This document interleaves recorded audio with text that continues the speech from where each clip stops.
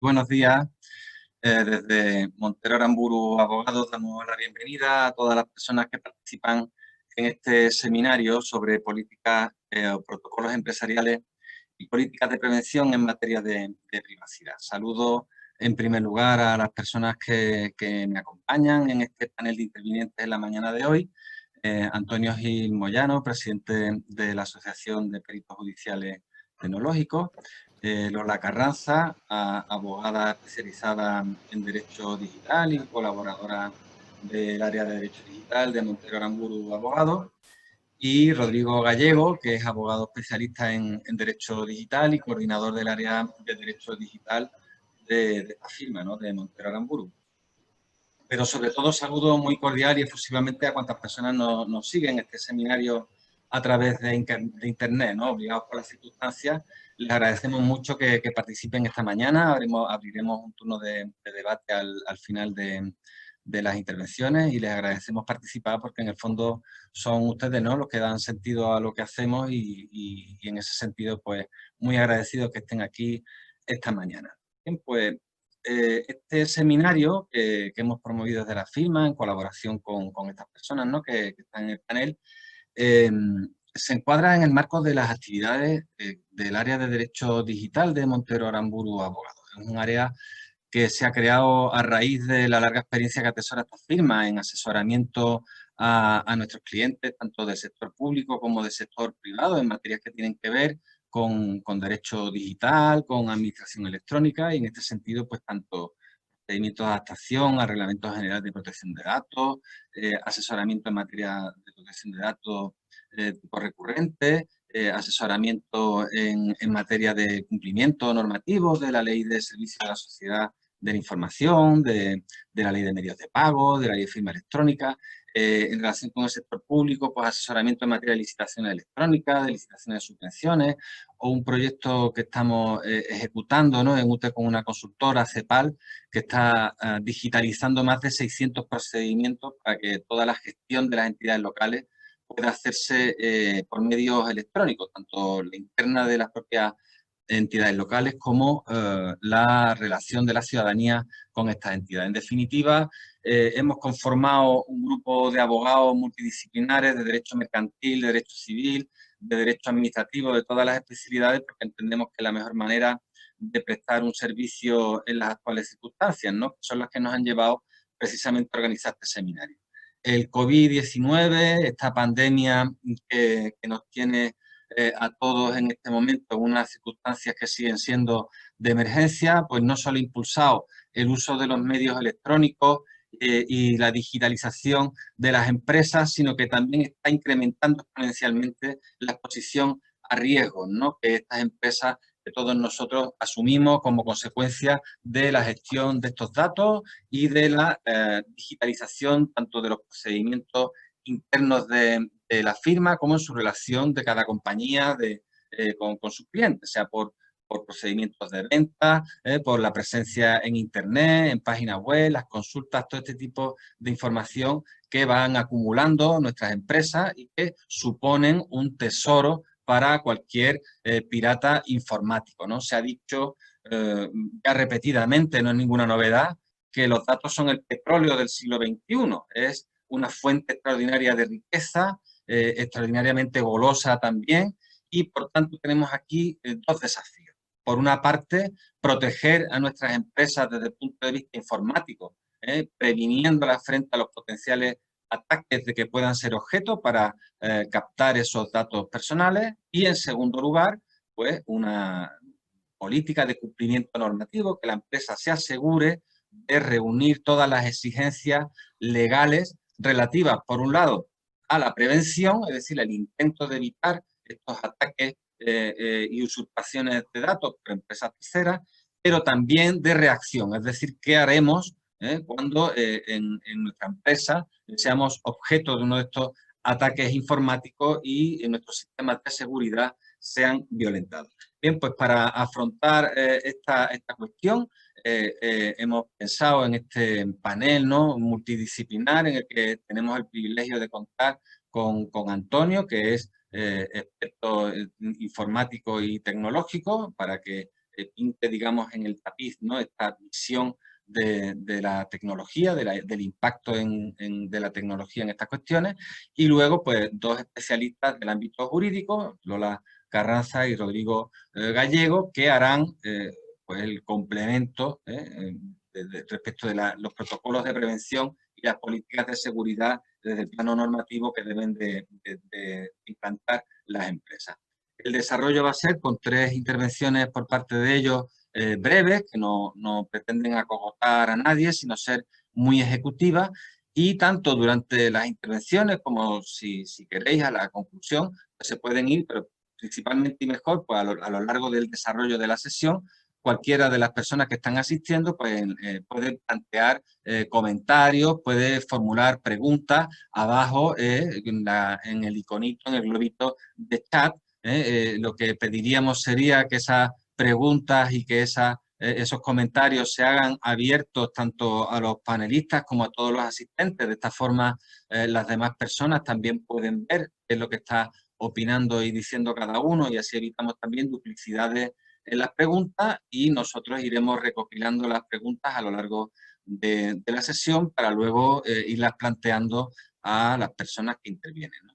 Y lo va a hacer en primer lugar Antonio, ¿no? Antonio Gil, que como hemos dicho antes es presidente de la Asociación de Peritos Judiciales Tecnológicos. Tiene una larguísima trayectoria en el sector, ¿no? Se confiesa un apasionado de la ciberseguridad y de las nuevas tecnologías, y primero pues desde el punto de vista empresarial fundó una empresa, Softcom, que prestaba servicios de carácter tecnológico tanto en España como en América Latina, y luego pues, posteriormente ha ido desarrollando y complementando otros perfiles, ¿no? En particular trabaja en el área de ciberseguridad, ha sido el responsable de la auditoría forense de sistemas de voto electrónico o automatizado de la República Dominicana, y también es Chief Security Envoy en una firma en Eleven Paths que colabora con diferentes medios y congresos, ¿no? Transmitiendo conocimiento, y muy especialmente es director del máster de ciberseguridad de la Universidad Loyola Andalucía. Bueno, como yo ya me estoy extendiendo excesivamente en el uso de la palabra y lo que nos interesa a todos es escucharlo a ellos 3, pues Antonio, cuando quieras, nos tienes a tu disposición. Gracias. Muchas gracias, Eduardo, por la presentación. Gracias a Montero Aramburu por invitarme, ¿no? a este seminario, y bueno, y a todos los asistentes, ¿no? Por estar aquí, bueno, que vamos a tratar básicamente de que sea un seminario lo más práctico posible. O sea, vamos a tratar de ilustrar, ¿no? Esa conexión tan necesaria, ¿no? Legal y tecnológica, ¿no?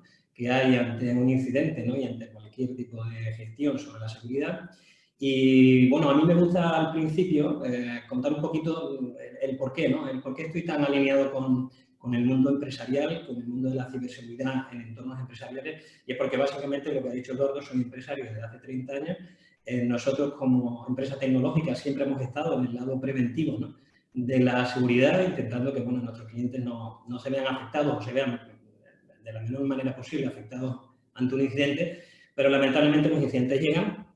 Eso lo sabemos, le ocurre a las grandes corporaciones y a las grandes empresas que invierten millones de dólares, y bueno, pues cuando el incidente ocurre, pues tenemos que actuar, ¿no? como peritos, haciendo un análisis forense de lo que ha ocurrido, para luego, bueno, incluirlo en un informe si fuera necesario y defenderlo en un juicio, ¿no? Básicamente es una explicación técnica de lo que ha ocurrido. Por tanto, tenemos una visión 360 a ambos lados del incidente, tanto de la parte preventiva como de la parte de la actuación ante un incidente de seguridad, ¿no?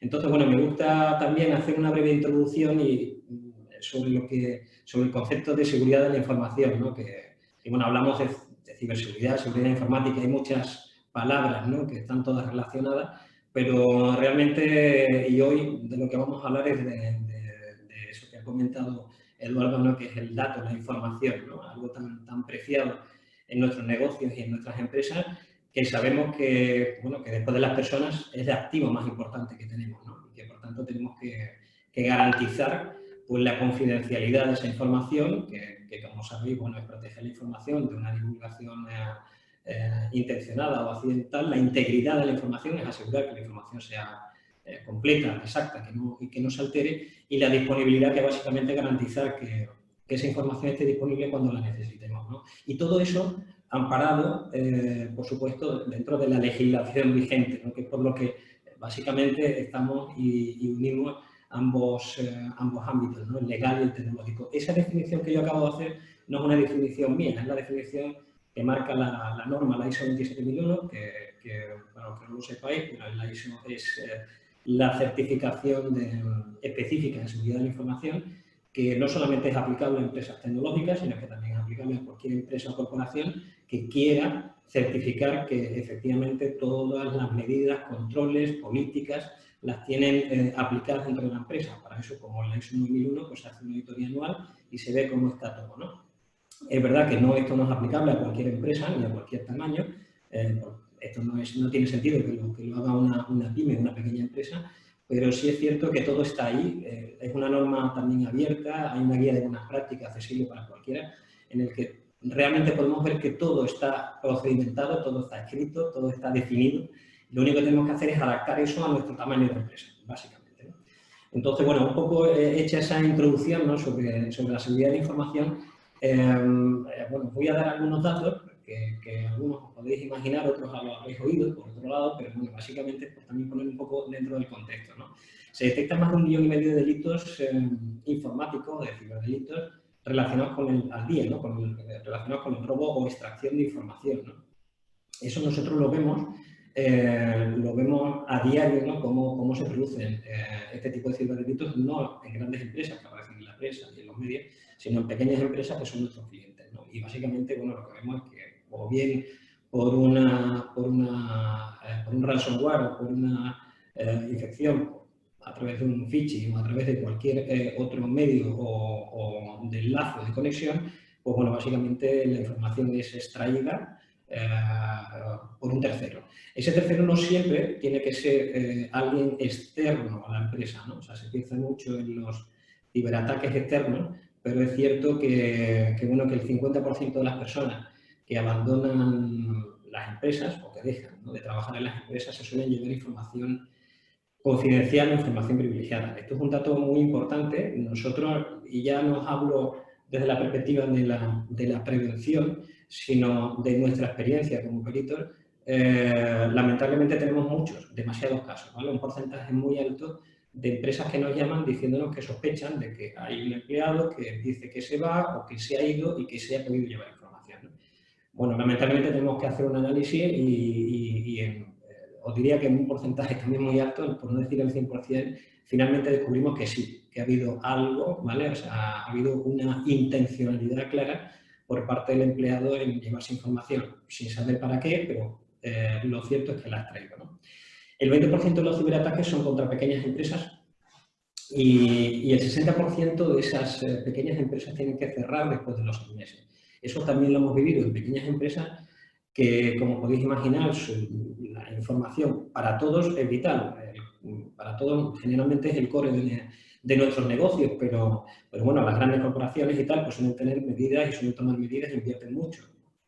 O aparentemente parece que lo hacen porque, bueno, tienen un plan de continuidad de negocio para respaldar o para responder ante un incidente. Pero las pequeñas a lo sumo, bueno, además de lo que es la seguridad y la ciberseguridad aplicada al puesto de trabajo, a los servidores, a la información, la copia de seguridad y todo lo que sabemos que tenemos y debemos de hacer, finalmente lo cierto es que suelen ser víctimas de ataques en los que se les cifra la información, y no solo se les cifra la información de los equipos o de los servidores, sino también, lamentablemente, de la copia de seguridad, porque no la tenían en reemplazamiento, porque no la tenían protegida, y a nosotros nos han llegado a llamar gerentes para preguntarnos, bueno, qué es lo que podemos hacer, ¿no? O sea, qué hacemos a partir de mañana porque no tenemos acceso a esa información, ¿no? O sea, imaginaros lo que es no poder facturar mañana, no poder acceder a esa información que es el core de vuestro negocio, o simplemente no tener operativo o trabajando a vuestros usuarios, ¿no? O sea, todo eso tiene un impacto que ahora también hablamos, ¿no? Y veremos, ¿no? El 49% de los responsables del sistema de las empresas, eso es algo que ya también nosotros lo podemos constatar, porque como somos empresas tecnológicas y tenemos nuestro departamento de IT, es cierto que no ven como una prioridad al principio la ciberseguridad dentro de su esquema. Y estos informáticos que trabajan dentro de las empresas son los primeros que deberían de actuar en este sentido, ¿no? Todavía ahí queda mucho de formarse, deben de formarse, no solamente en la parte técnica, sino también en la parte de gestión de la seguridad, ¿no? Que es de lo que estamos básicamente hablando, ¿no? El 95% de los ataques en la nube a día de hoy es responsabilidad de los usuarios. Esto es un dato bastante crítico, delicado y preocupante, ¿no? O sea, porque bueno, estamos migrando plataformas, estamos migrando estructuras, infraestructuras e información a la nube, pero cuánto de seguro es el acceso de esos usuarios a esa nube de información, porque si finalmente tengo acceso, o sea, tengo ese usuario, esa contraseña de ese usuario, no tengo aplicado un doble factor o incluso tengo hasta el control del doble factor, pues podré acceder a esa información de la empresa, igualmente me la podré llevar o la podré cifrar o podré hacer cualquier otra cosa, ¿no? Con lo cual eso también tiene un impacto. Hay un dato que hace muy poco, ¿no? Que lo he visto y lo he leído y también es preocupante para todos aquellos que nosotros somos los primeros que promovemos, ¿vale? Lo que es por una cuestión de disponibilidad, ¿no? Trasladar las infraestructuras a la nube, porque, bueno, porque ahí podemos hacer que haya redundancia en la misma, que la redundancia es inmediata y ya sabemos que es una forma bastante adecuada, ¿no? De hacer las cosas, pero siempre con una medida, ¿no? Porque están aumentando los ciberataques a proveedores de servicios gestionados de seguridad. O sea, ¿esto qué significa? Que precisamente ponemos en manos de esos proveedores de servicios, ¿no? Toda nuestra infraestructura, toda nuestra formación, pero ¿qué pasa si estos proveedores de servicios son ciberatacados, ¿no? ¿Qué es lo que está ocurriendo? O sea, los grupos de ciberdelincuencia y que gestionan todos estos ciberataques se están dando cuenta de que, bueno, que para ellos es más fácil si encuentran una vulnerabilidad, ¿no? En un proveedor de servicio, porque si la encuentran van a poder acceder a muchos de sus clientes, con lo cual imaginaros lo que eso puede suponer, ¿no? Y ya por daros el último dato que seguro que os podéis imaginar, pero bueno, que os lo doy en porcentaje, es que el 30% de los usuarios a día de hoy siguen abriendo mensajes de phishing, ¿no? Y lo más preocupante es que el 12% sigue haciendo clic, ¿no? Y eso es algo que nosotros también vemos, incluso después de dar una sesión de formación, después de dar una sesión de concienciación en las empresas, vemos cómo pasado una semana o un par de semanas, pues los usuarios vuelven a hacer clic, ¿no? En correos que básicamente son un riesgo para la empresa. Entonces, es evidente que esto no va solo de un curso, no va solo de una formación, de una concienciación, como hacemos y como hacemos con socios como con Montero Aramburu, no va solo de información y de concienciación, va de seguir aplicando esas políticas, pero además de una forma continua. Es decir, no basta con hacerlo puntualmente y olvidarnos como si esto ya estuviera resuelto. Los ciberdelincuentes están... si os cuento en cifras, ¿vale? Pero no quiero tampoco lanzar demasiado, pero estas cifras sí que os va a llamar mucho la atención y es que se prevé que para el 2021, o sea, ya el año que viene, la ciberdelincuencia y todo lo que tiene que ver con los ciberdelitos y tal, mueve alrededor de 6 billones, ¿vale? de dólares de negocio, ¿no? Para ellos. Cuando realmente de 2018 a 2020, 2021, en 2-3 años, lo que hemos invertido el resto, ¿vale? Del mundo en ciberseguridad no llega a 1 billón. O sea, con esto podéis hacer una idea de esa diferencia tan grande, ¿no? Y de que esto es un gran negocio que obviamente pues hay muchos intereses, incluso gubernamentales y a nivel de gobierno, en que esto se promueva y siga produciendo, ¿no? Ese negocio del que tanto hablamos, ¿no? Y bueno, ya solamente por finalizar, la situación, digamos, que vemos en España a diario son atacados entre 100.000 y 120.000 equipos en España, ¿no? El 70% de los ciberataques no se publican. Los fabricantes de software y de hardware, estos dispositivos y estas aplicaciones que utilizamos, tanto en el móvil como en los equipos, bueno, lo cierto es que estos fabricantes solamente conocen el 14% de esas vulnerabilidades, ¿no? Y digo esto porque conocemos plataformas, hemos tenido que auditar plataformas, algunas conocidas, ¿vale?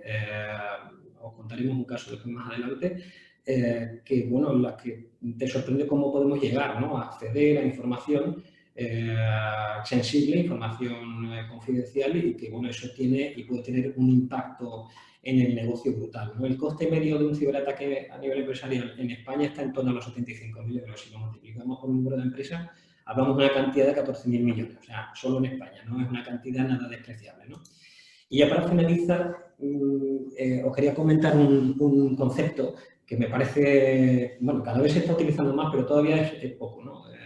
Frecuente, ¿no? Y es el retorno de la inversión en seguridad de la información. Conocemos el ROI, lo conocemos porque en el entorno empresarial es muy utilizado y sabemos que, oye, que toda inversión tiene que tener un retorno, ¿vale? Y eso es lo que vamos buscando con cualquier inversión.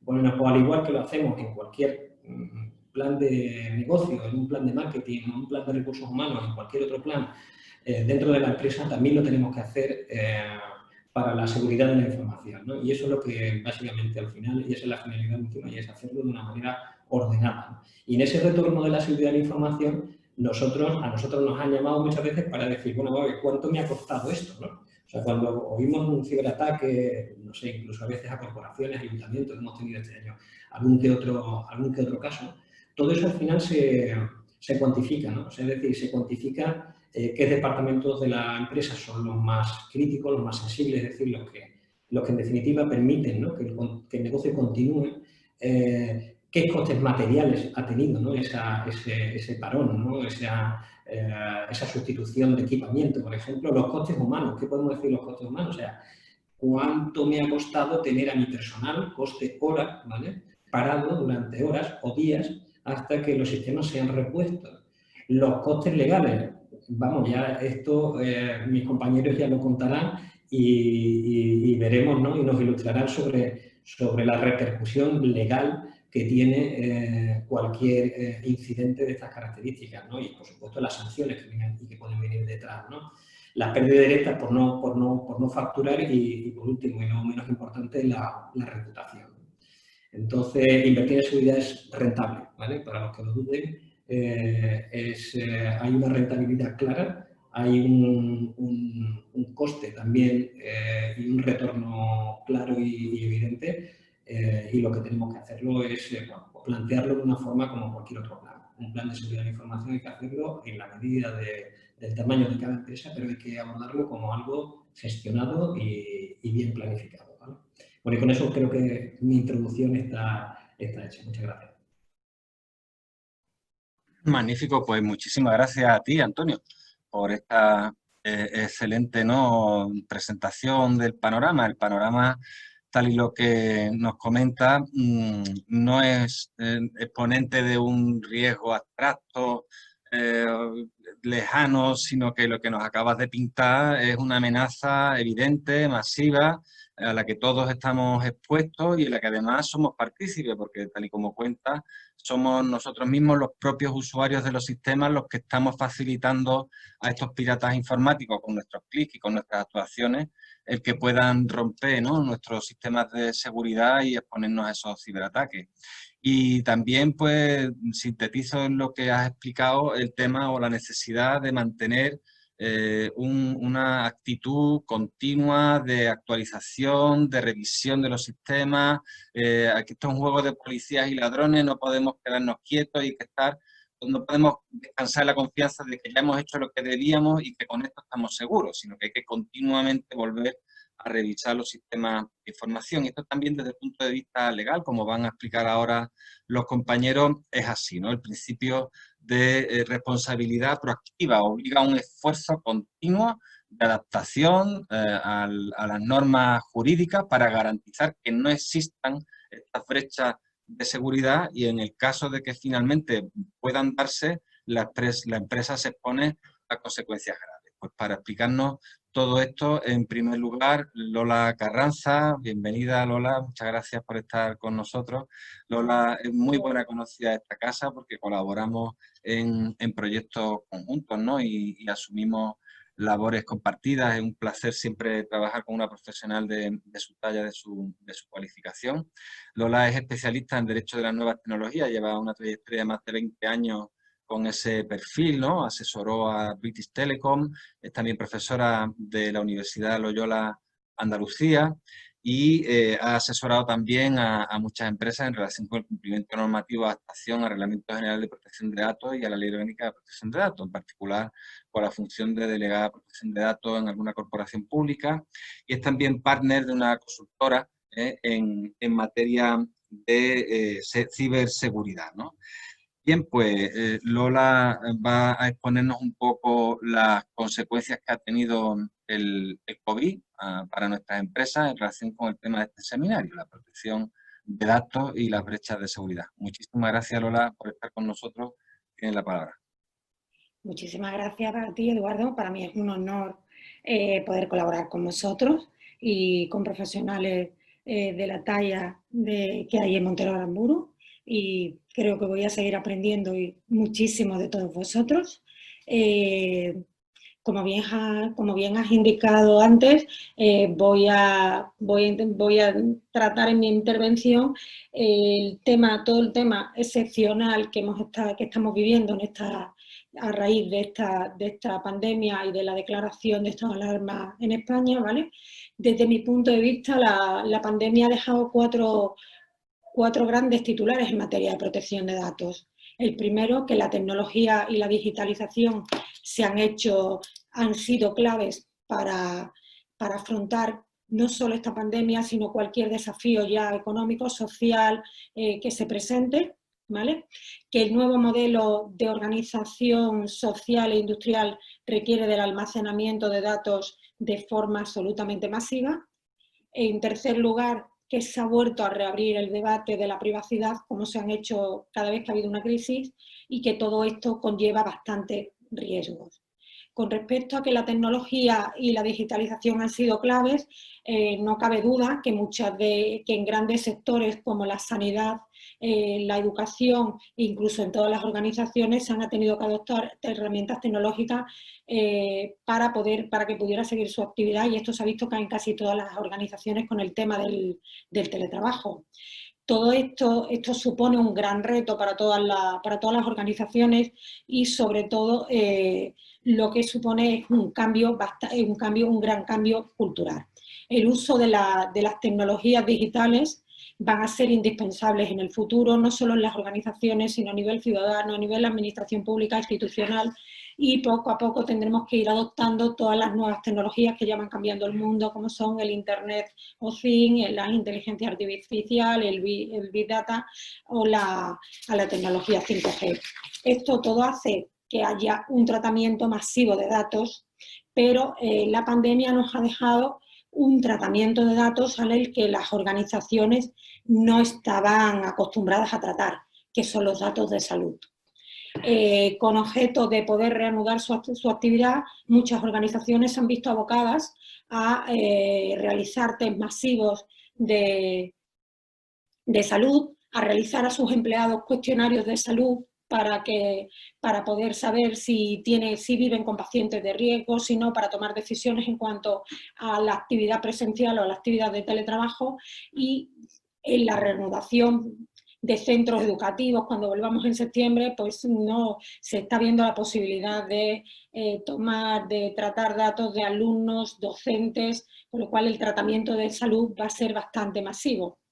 También hemos visto cómo la administración pública, tanto la estatal como la autonómica, han lanzado apps de control de cuarentena, apps de control de contagio. Muchas empresas privadas también han lanzado lo que se llaman los pasaportes sanitarios digitales, con lo cual estamos viendo que el tratamiento de datos es masivo y en el trato de salud.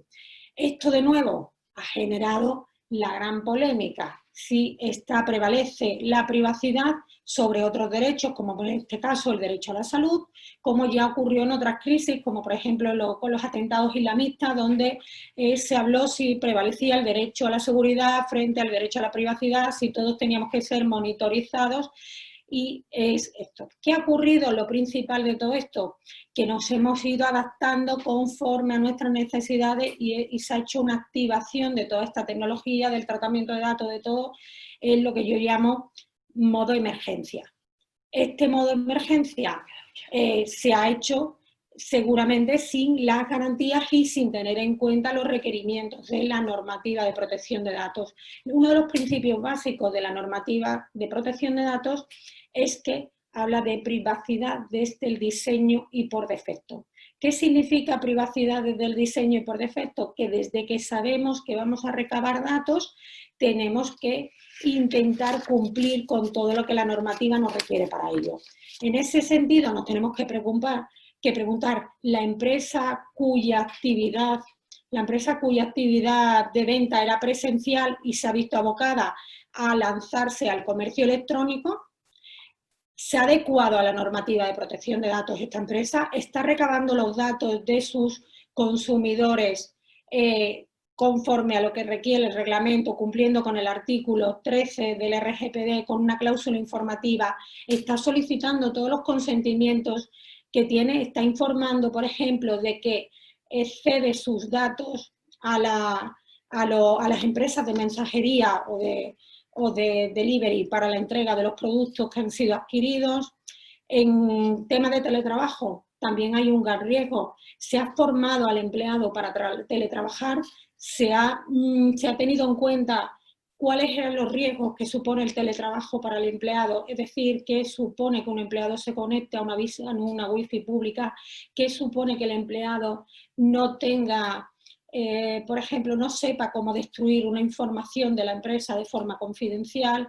En temas, y lo que es más preocupante, temas de proveedores. Muchas empresas se han visto abocadas a contratar muchos servicios y productos tecnológicos sin tener en cuenta si ese proveedor va a acceder a datos de los que es titular esa empresa y si se ha suscrito el correspondiente acuerdo de encargo de tratamiento con ese proveedor.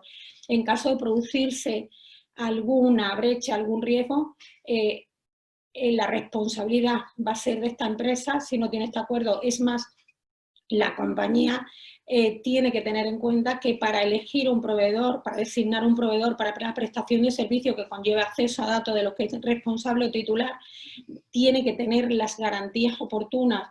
En esta rapidez, en este modo de emergencia, como decía, igual no se han hecho los cuestionarios adecuados para ver si esta empresa cumple las garantías o no.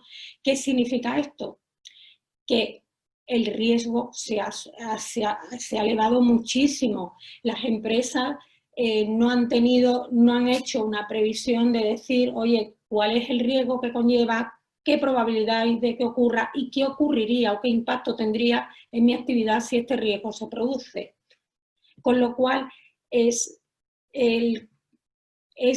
absolutamente necesario que el compliance digital haya estado presente en este momento, y si no lo ha estado, en este momento ya de relajación, es cuando las empresas tienen que decir, retomo mi actividad con serenidad y vamos a empezar a suscribir aquellos documentos que sean oportunos o a establecer protocolos o medidas técnicas y organizativas y jurídicas oportunas para controlar todo este riesgo. La falta de control de este riesgo ha sido lógicamente aprovechada por los ciberdelincuentes. Durante esta pandemia toda la ciberdelincuencia, los riesgos han subido muchísimo. De hecho, tanto INCIBE como la Organización de Seguridad del Internet, la OSI, como el CCNCER, han estado continuamente informando de los ataques que se estaban produciendo. Han sido hackeadas miles de organizaciones, miles de servicios. Ha habido un montón de mail maliciosos intentando hacer un phishing e introducir malware, ¿vale? Y, por ejemplo, yo en este caso, pues, recibí un correo de dos amigos, un WhatsApp, una mañana muy temprano, que habían sido víctimas. Uno de los correos que más ha transmitido, ha sido el de un correo de sextorsión, en el cual a los interesados se les solicitaba el pago de una cantidad en Bitcoin a cambio de no proyectar imágenes suyas para todo su listado de contactos. Y para dar veracidad al tema se incluía una clave en la que esta persona solía utilizar, que habría sido tomada de cualquier raspado de cualquier web. También al margen de esto ya, por decirlo de alguna forma, delitos menores, sí se han producido ataques muy, muy graves, y yo, por ejemplo, he participado, he colaborado con Antonio en un ataque bastante grave a una organización en la que Antonio os puede explicar mejor lo que fue el ataque, porque se debe tener en cuenta que cuando se produce un ataque o una brecha de seguridad en una compañía, lo primero que hay que hacer es tener un diagnóstico de esa brecha. Sin un diagnóstico técnico, esa brecha no se puede medir para saber si tiene que ser notificada a la Agencia de Protección de Datos, a los interesados, y tenemos que ver que cuando se va a notificar a la Agencia de Protección de Datos, se notifica a través de su sede electrónica, hay un formulario, y en ese formulario se solicita bastante información sobre la brecha. Lo primero que tenemos que saber es si la brecha, como antes ha explicado Antonio, afecta a uno de los principios básicos de la seguridad, a la confidencialidad, a la integridad o a la disponibilidad. Y una vez que ya tenemos todos esos datos, el diagnóstico, se abre una primera información de la brecha, se puede ir remitiendo información adicional a la agencia hasta que ya se cierra la brecha. El coste de una brecha para una compañía no es solo el coste que pueda venir tecnológico, el coste jurídico o el coste en una sanción, en el supuesto de que esta compañía no estuviese bien adecuada al reglamento y no tuviese establecidas las medidas tanto jurídicas como organizativas como técnicas que se requieren, sino es un coste reputacional. El gran miedo que tienen todas las compañías cuando sufren una brecha de seguridad es el qué dirán mis usuarios, qué dirán mis clientes o qué dirán mis proveedores si es que los tengo, porque pierdo garantía o pierdo reputación de cara al mercado.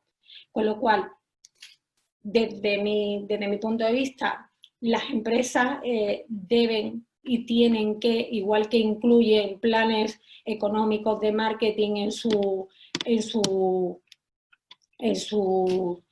presupuestos anuales, deben incluir un presupuesto de compliance digital, porque la única forma de paliar todos estos efectos es ser proactivo. Si ser reactivo, solo puede reaccionar en el momento, y hay veces que ya la viabilidad de la empresa ya está en juego.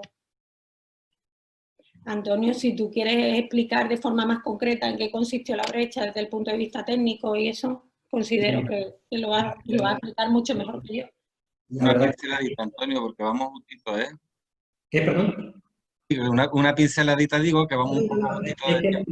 Lola lo ha explicado muy bien y ha contado realmente un poco cómo ha sido. Básicamente yo solamente añadir desde el punto de vista técnico que nuestro trabajo es un trabajo riguroso, mostrando cuáles son las evidencias, ¿vale?, claras de cómo fue el ataque, el origen, cuál fue la vulnerabilidad que se aprovechó para extraer esa información. Básicamente lo que hacemos es una auditoría, ¿vale?, en este caso de una aplicación, y decimos exactamente, explicamos técnicamente es lo que necesita Lola para luego hacer poder rellenar esa documentación y presentarlo de una forma ordenada, ¿no?, a la agencia. Básicamente nosotros lo que aportamos es esa parte técnica, es decir, contar exactamente y demostrar cómo fue, ¿vale?, el incidente y qué es lo que ocurrió. Solamente añadir eso, Lola, por lo demás está todo muy bien explicado, gracias. Muchísimas gracias a los dos, ¿no? Y desde luego especialmente a Lola por el panorama que nos ha dibujado, que como comentamos antes es el escenario legal. La situación normativa no es distinta antes y después del COVID. Lo que ha sucedido es que con la generalización del medio digital a raíz del COVID, pues todo esto se ha multiplicado exponencialmente. Incluso hay noticias de prensa que apuntan que grupos de criminalidad, como son por ejemplo los narcotraficantes, en vista de que su negocio se ha visto frustrado por el confinamiento y no tenían posibilidad de distribuir su producto tradicional, pues han abierto otras áreas de negocio y en particular la ciberdelincuencia. Y ahí en Algeciras han sido detectados ya más de 50 grupos que se dedican específicamente a ciberataques como los que estamos comentando, porque han comprobado, o a cuestiones reputacionales, ¿no? Ataques también reputacionales sobre las empresas, porque han comprobado que es tremendamente fácil conseguirlo debido a la falta de cautela que las empresas están adoptando y que el beneficio económico es inmediato y es además contundente. Dicho eso, también creo que sería importante destacar que está cambiando la percepción de la privacidad por parte de las personas. Y así como incluso los millennials han sido muy dados a acceder a los datos sin problema y a todos le dicen que sí, que sí, que sí, que sí, y van aceptando las cookies y lo van aceptando todo, el problema que tenemos nosotros, los pequeños, los medianos empresarios principalmente, es tropezarnos en nuestra actividad con alguien celoso de su intimidad que ha visto cómo sus datos personales han sido expuestos o han sido cedidos o no están siendo gestionados adecuadamente, ¿no? Y aquí en Montero Aramburu pues, hemos llevado varios asuntos de este perfil, ¿no? Simplemente socios de un club social o personas que se han relacionado con una empresa de servicios sanitarios y han comprobado que sus datos personales no estaban bien protegidos y han actuado presentando las correspondientes denuncias a la Agencia Española de Protección de Datos. Bien, dicho eso, únicamente digo por complementar un poco la estupenda intervención de Lola, y ahora vamos a dar paso a Rodrigo, que Rodrigo lo primero que tengo que decir es que es una persona muy cercana porque lo tengo aquí a 1 metro y medio, razón que le lleva a estar provisto de esos auriculares tan exagerados, cosa que lamento y hace por mi culpa, ¿no? Debido a que así yo puedo tener activado. Rodrigo, muchas gracias. Rodrigo es coordinador del área de Derecho Digital de Montero Aramburu, abogado, atesora una trayectoria. Se nos está ocupando el micro, Rodrigo. Espera un momentito y enseguida lo abrimos, ¿vale? Digo que atesora una trayectoria de más de 17 años en este tipo de actividades, ¿no?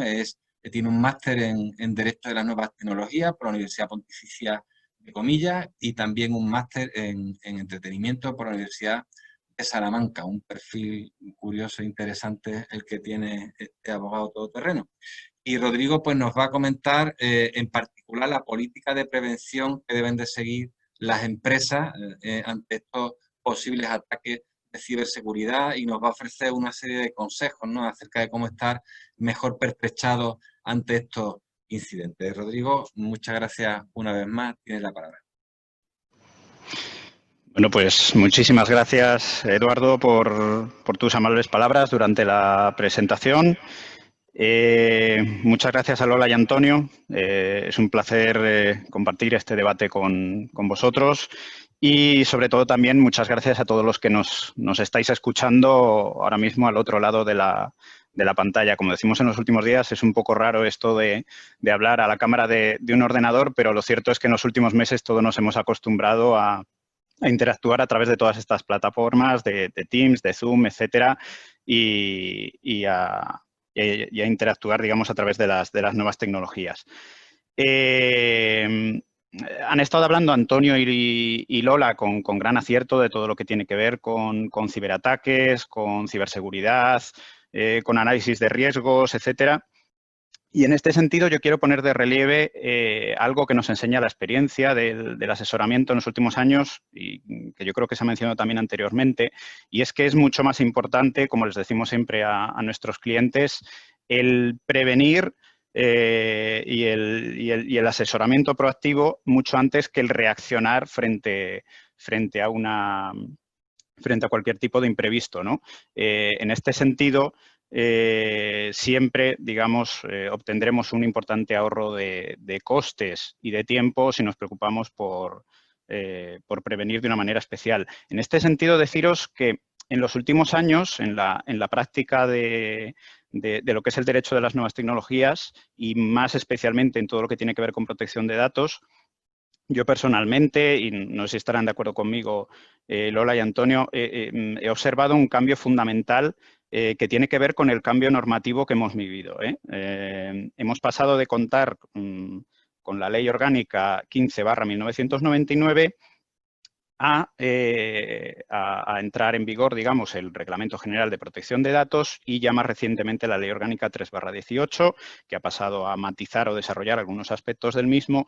Y el cambio fundamental que se ha producido por este cambio normativo ha sido que las empresas han entendido que la protección de datos no podía ser el elaborar un conjunto informes, documentos, notificaciones que me hacía el asesor y se acababan guardando en un cajón y, en el mejor de los casos, se esperaba a la siguiente auditoría bienal que tuviera que pasar para hacer un repaso de cómo estaba la situación en la compañía a nivel de protección de datos. Este modelo de asesoramiento ha quedado completamente desfasado. Hoy en día hace falta un asesoramiento completamente continuado, constante y adaptado a la legalidad vigente en todo momento. Pero esto ya no es algo que nosotros como asesores pidamos a nuestros clientes, sino es lo que nos demandan los clientes y, sobre todo, esto es algo que viene arrastrado además por la práctica de las grandes compañías que ya dedican grandes recursos a, a buscar un asesoramiento constante en materia de protección de datos. Y esto, si cabe, como se comentaba anteriormente a lo largo de la charla, pues se ha venido, esto, digamos, se ha ahondado más en ello como consecuencia de la pandemia, porque digamos que la crisis sanitaria originada por el COVID-19 lo que ha originado es precisamente pues, un auge de los negocios digitales y de la tecnología, lo que obliga, digamos, a estar constantemente al día en materia de protección de datos. En este sentido, también reforzar la importancia que tiene el principio de responsabilidad proactiva, que antes ha mencionado también Lola, y que aparece contenido en el artículo 5.2 del Reglamento General de Protección de Datos. Y en relación con este principio es muy importante en las compañías. Yo siempre les digo a los clientes que es fundamental que quede documentado todo, lo que haces y lo que no haces. Es decir, cuando una compañía opta porque considera que no se dan las circunstancias legales para ello, por no contar con un delegado de protección de datos o por no hacer una evaluación de impacto, incluso esa opción negativa tiene que estar documentada y a disposición de la agencia para el caso de que ésta lo pida en algún momento. Es muy importante que todo quede documentado en todo momento y que exista una trazabilidad de todas las decisiones empresariales que se van adoptando al respecto de la materia. ¿Cuáles son los departamentos que más nos consultan en relación con este tipo de cuestiones? Pues fundamentalmente los de recursos humanos, los de comercial y marketing y los de sistemas de información. Los de sistemas de información muchas veces trabajamos con ellos en relación con todo el tema de brechas de seguridad. En materia de recursos humanos son especialmente importantes todas las cuestiones que tienen que ver con el ámbito sanitario y también muchas veces con cuestiones que tienen que ver con por ejemplo, con embargos o retenciones que sufren los trabajadores, etcétera. Pero yo os diría que el departamento que siempre genera muchas más consultas y que es el que hay que vigilar de manera especial en todas las empresas es el de marketing y comunicación. Es habitual que cuando nos desplazamos a hacer una adaptación a la sede de un cliente y nos sentemos con el departamento de marketing, pues esta sea la reunión más larga de todas. Y además es una reunión que suele empezar con nosotros no hacemos nada en especial, lo usual, lo habitual, pero en cuanto empezamos a escarbar, a preguntar, nos damos cuenta que se llevan a cabo tratamientos de datos que entrañan especiales e importantes riesgos y que en muchos casos, y en ocasiones sobre todo ahora con el uso de las redes sociales y la posibilidad de segmentar perfiles, llevan en muchos casos a hacer necesaria, por ejemplo, una evaluación de impacto, etcétera. Entonces, con este tipo de departamentos hay que tener especial cuidado. En cuanto a los sectores de actividad, digamos, más importantes o que deben tener un muy especial cuidado con todo lo que tiene que ver con la protección de datos, pues más allá de los recurrentes que tienen que ver con el ámbito bancario, el sanitario, el publicitario y el entretenimiento, pues están sobre todo también en gran medida las startups y sobre todo todas aquellas empresas que tengan un negocio online e interactúen con los consumidores en la red, ¿vale? Incidir también, que antes lo ha comentado Antonio, en que es muy importante, digamos, evitar o estar al día en todo lo que es protección de datos, ya no solo por evitar las posibles sanciones que suponen unos daños económicos importantes, sino también porque con ello evitamos también daños reputacionales que pueden dañar gravemente la imagen de nuestra compañía. Dicho todo lo anterior, yo creo que hay un gran cambio también fundamental que se ha producido con el cambio normativo, ¿vale? Con el paso de la antigua LOPD al RGPD. Y ha sido la aparición de la figura del delegado de protección de datos, ¿vale? Que yo creo que todavía sigue siendo una figura un tanto desconocida y que creo que mucha gente todavía piensa que esto afecta a grandes multinacionales y que, digamos, que están libres de implantar la misma y que, bueno, que es una figura accesoria y sin importancia. Yo creo que nada más lejos de la realidad. Hablamos de una figura que está normativizada ya no solo en la Ley Orgánica de Protección de Datos, en la actual, en la 3/18, está en el reglamento, ya figuraba en el Plan Estratégico de la EPD para los años 2015 a 2019, habla de ella el grupo de trabajo del artículo 29 y, digamos, por no aburriros con determinadas cuestiones doctrinales que puedan girar en torno a esta figura, sí que quiero daros una serie de características que son y que están sacadas de la normativa vigente, que tiene que tener la misma y que creo que en muchos casos no se cumplen. Tenemos muchos clientes que tienen nombrado un delegado de protección de datos, que lo han notificado convenientemente a la Agencia Española de Protección de Datos, que como sabéis estos nombramientos son públicos y figuran en su web, pero es raro el caso en que una empresa ha nombrado un delegado y este delegado cuenta con todas las capacidades y características que figuran en la normativa vigente. Es más, os podría decir que en los últimos años solo me he encontrado a 2 empresas que tenían con un delegado que realmente reunía todas las cualidades que debía reunir el mismo, ¿vale? Entonces hablamos de que un delegado de protección de datos, que es, por explicarlo de alguna manera, es el responsable del cumplimiento de toda la normativa de protección de datos en la compañía y es el que hace de nexo de unión entre esta y la Agencia Española de Protección de Datos, tiene que ser una persona con conocimientos jurídicos especializados en la materia. Tiene que ser una persona independiente, esto es muy importante. Independiente y además en el sentido de que tiene que velar por el cumplimiento de la normativa al margen de posibles directrices que pueda recibir por parte de la dirección de la compañía o del Consejo de Administración. Tiene que participar en todas las cuestiones relevantes para la compañía en esta materia. Tiene que tener también una libertad y autonomía presupuestaria a nivel de medios. Como decía antes, no puede recibir ningún tipo de instrucción en relación con el desempeño de su actividad. Esto es muy importante. Rinde cuentas al más alto nivel jerárquico, al administrador o al consejo de administración. No debe tener ningún tipo de conflicto de interés. Su opinión siempre se tiene que tener muy en cuenta por parte de la dirección de la compañía. Es la persona responsable también de detectar cualquier tipo de brechas de seguridad y de notificarla a la agencia. Tiene que tener tiempo suficiente para cumplir con sus funciones. Esto lo digo porque muchas compañías al final se nombra como DPD a una persona que ya tiene una carga de trabajo muy importante en otras áreas y para él esto es algo completamente secundario y entonces al final le estamos quitando o vaciando de contenido a esta figura. Debe recibir una formación continua.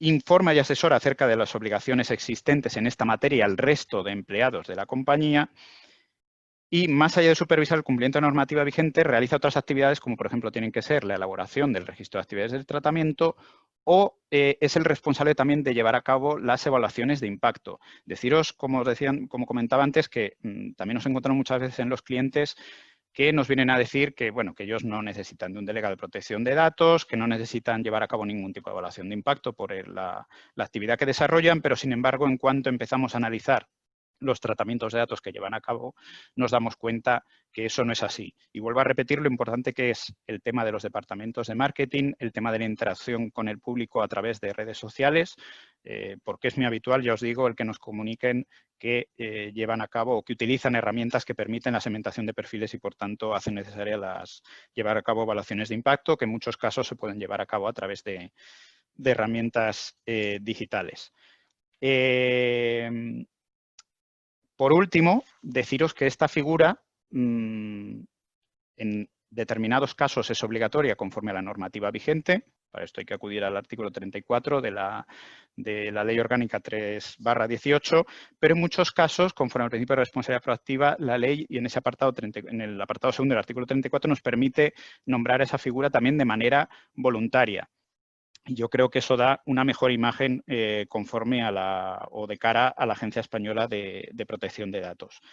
Decir por último que para llevar a cabo, digamos, estas funciones, lo normal también en muchos casos es que el delegado cuente con el asesoramiento externo de expertos en la materia y en muchos casos, ¿quién suele desarrollar esta función en las compañías? Pues bien, el director de asesoría jurídica, el director de sistemas o la persona encargada de velar por el compliance o el cumplimiento normativo en la compañía.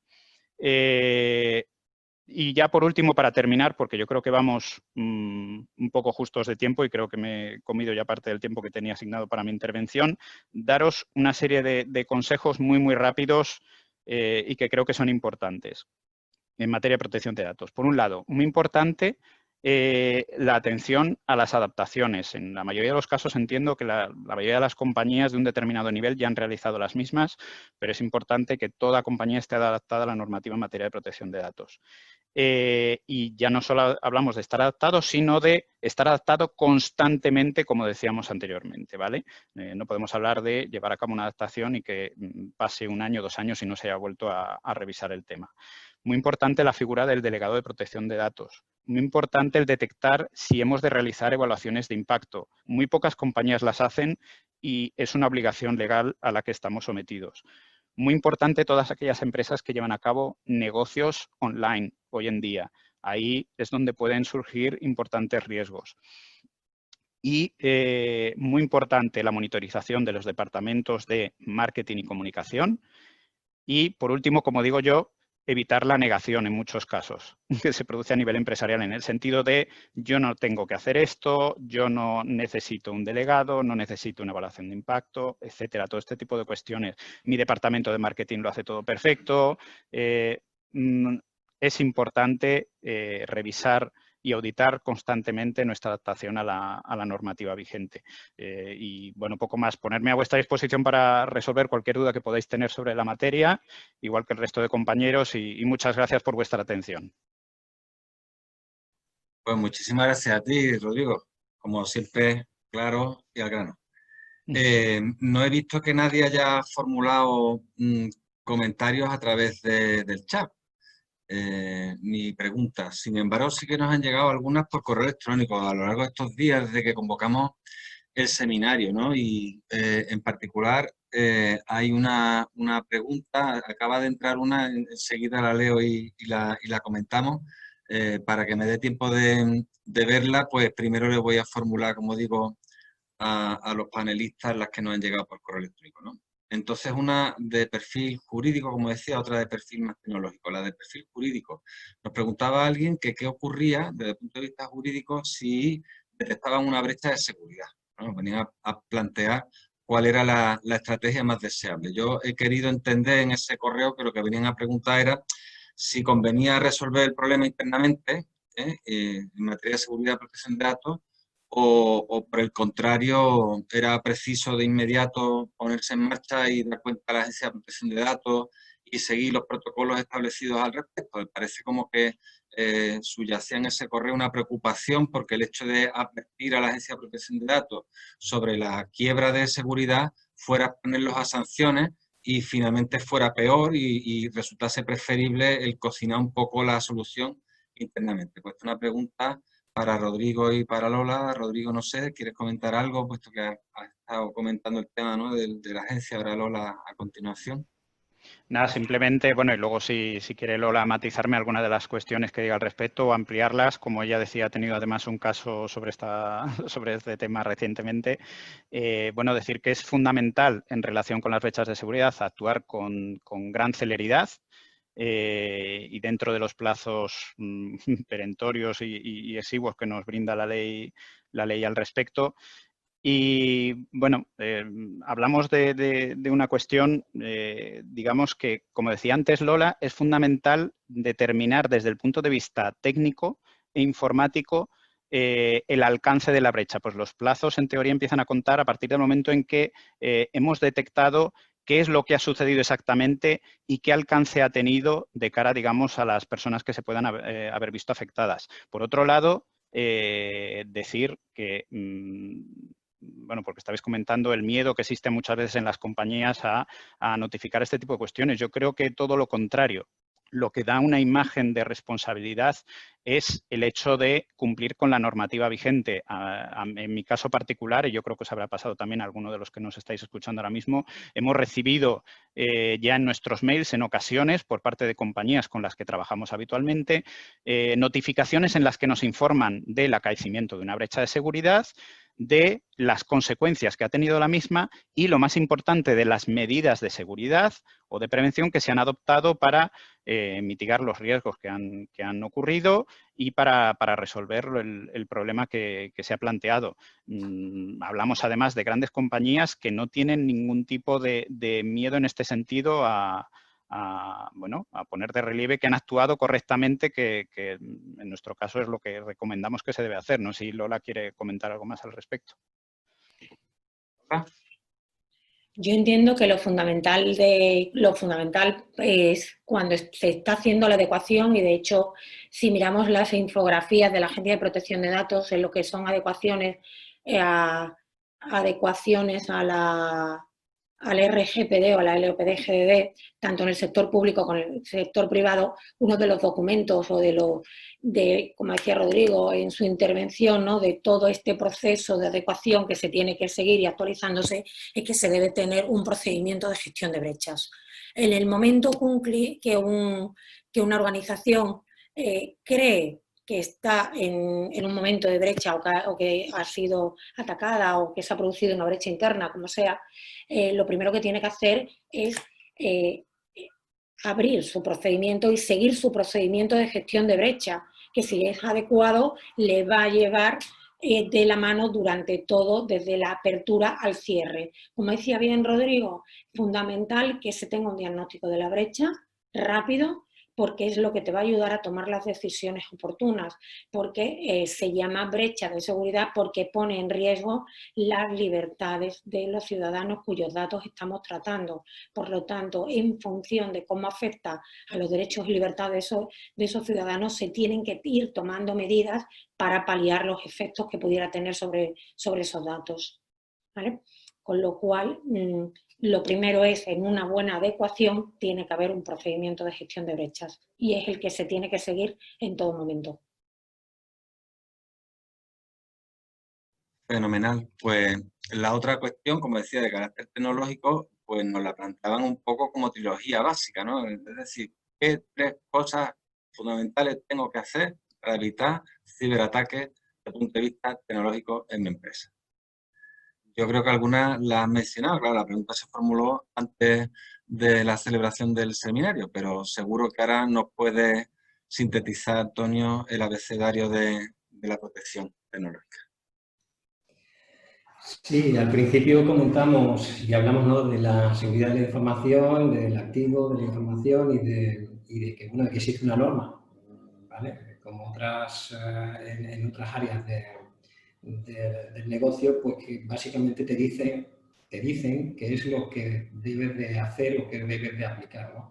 A nivel de políticas, sobre todo, ahí lo que sí es importante es saber si las políticas que debemos de aplicar están orientadas al empresario, al empleado o al personal técnico, ¿no? Para cada uno de ellos existen políticas diferentes, todas están relacionadas. Obviamente, bueno, si hablamos del empleado, pues deberá haber políticas relacionadas con las contraseñas, con el uso adecuado de esos activos que son de la empresa, como pueden ser esos equipos informáticos, esos móviles, esos ordenadores, incluso esa cuenta de correo, ¿no?, electrónico. Nosotros, por ejemplo, en ese sentido, sí lo que estamos viendo, incluso en empresas, algunas importantes, que, bueno, que no solamente no tienen una adecuación, obviamente, a todo esto de lo que estamos hablando, pero hay dos documentos que para nosotros son básicos, ¿no? Para cualquier empresa, ¿no? Y es el documento, un acuerdo de confidencialidad, ¿no? con tus empleados y con las personas, ¿no? Que van a acceder a esa información, no solamente empleados, incluso proveedores, ¿no? Como también ha dicho Lola y Rodrigo. Pero hay otro documento que es el que no, por lo general, no suele tener ninguna empresa, a no ser que se haya interesado por la 27.001, y es un documento del uso adecuado de los activos, ¿no? Y es un documento donde tú informas a tus empleados o a las personas que lo vayan a utilizar esos recursos de la empresa, oye, ¿qué recursos voy a poner a tu disposición mientras estés trabajando dentro de la empresa? Y qué uso adecuado debes de hacer de ellos, ¿no? Para que luego no nos llevemos ninguna sorpresa de que, oye, no sabía que yo no podía copiar mi información de la empresa en un pendrive y llevármelo a casa, no sabía que no podía enviarme a mi cuenta de correo personal una información que es confidencial o es de la empresa. Quiero decir, son cuestiones que parecen obvias, pero que las empresas por lo general, os lo digo ya, y tratamos con muchas, no tienen ese documento tan sencillo y tan simple, ¿no? Entonces, son políticas que tanto afectan al empleado como afectan a la empresa, ¿no? Y también hay otras políticas que afectarían al personal técnico, ¿no? A nivel de que tengan la formación adecuada, de que hagan sus desarrollos o implanten sus infraestructuras con las medidas de seguridad que deben de hacerlas, ¿no? Pensando siempre en la empresa y con el prisma, digamos, de la seguridad de la información. Entonces, la verdad es que serían tantas opciones, posibilidades, imaginaros lo que es una ISO 27001, todo lo que tiene. Yo creo que daría para otro seminario, ¿vale? Yo solamente lo digo, que sería a lo mejor muy interesante que planteáramos a lo mejor algo, pues no sé, en este sentido, y diéramos ahí consejos muy prácticos sobre determinadas políticas que deberían de aplicarse en las empresas, ¿no? Si me permitís, simplemente quería hacer una puntualización a lo que ha comentado Antonio, en el sentido que efectivamente estos documentos de los que tú hablas son fundamentales, donde queden, digamos, documentadas todo lo que son las medidas de seguridad informática que se llevan a cabo en la compañía, etcétera, y simplemente matizar que a nivel legal, antes esto aparecía normativizado en lo que eran los antiguos documentos de seguridad que se llamaban, pero decir que hoy en día digamos que el artículo 32 del RGPD sigue, digamos, normativizando todo lo que tiene que ver con medidas de seguridad informática y es fundamental, conforme al principio de responsabilidad proactiva, también que todo esto quede documentado y plasmado en información corporativa a disposición de todos los empleados, etcétera. O sea, que es importante, que no hablamos solo de una recomendación, sino de una obligación legal en sentido estricto.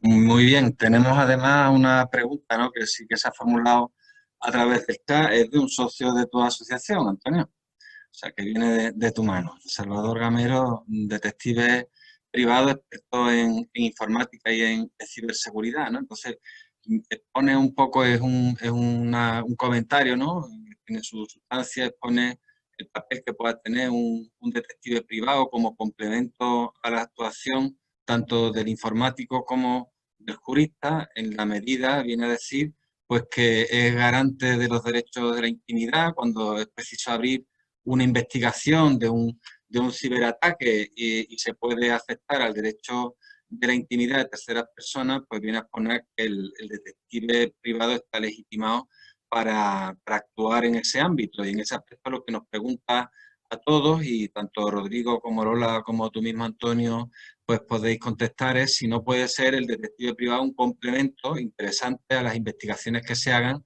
tanto por los peritos informáticos como desde el punto de vista del asesoramiento jurídico. Sí, pues, verá, quería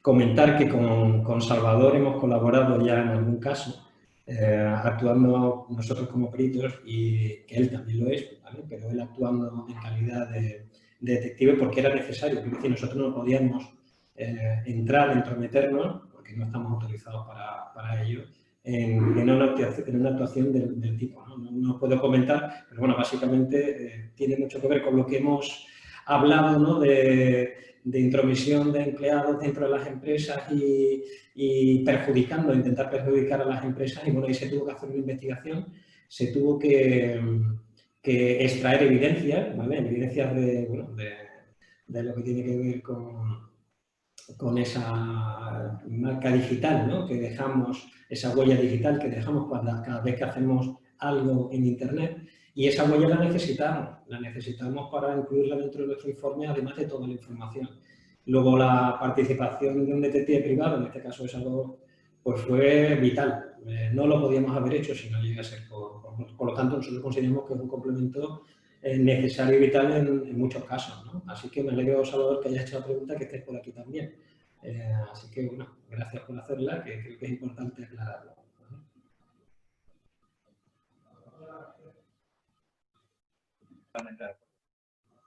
No, que le preguntaba a Rodrigo, como lo tengo aquí al lado, of the records, si quería añadir algo, y dice que comparte plenamente los comentarios de Antonio. Bien, ahora vendría una parte que en esta firma le damos muchísima importancia, ¿no? Un sello propio de Montero Aramburu es la cercanía a las personas, ¿no? Con las que tenemos el privilegio de relacionarnos, en el fondo, todos los que estáis al otro lado.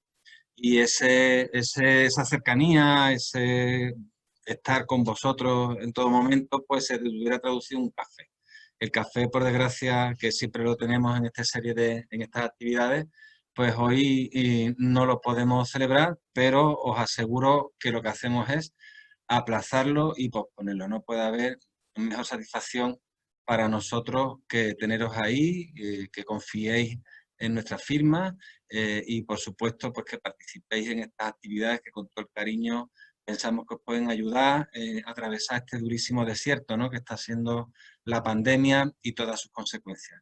Y además con estos compañeros de viaje, ¿no? Con personas tan cualificadas como Antonio Gil, como Lola Carranza, tan bien entrañables en lo humano y tan profesionales cada uno en lo suyo. Así que muchísimas gracias a todos por participar en el seminario. Nos hemos alargado apenas unos minutos más del programa inicialmente previsto.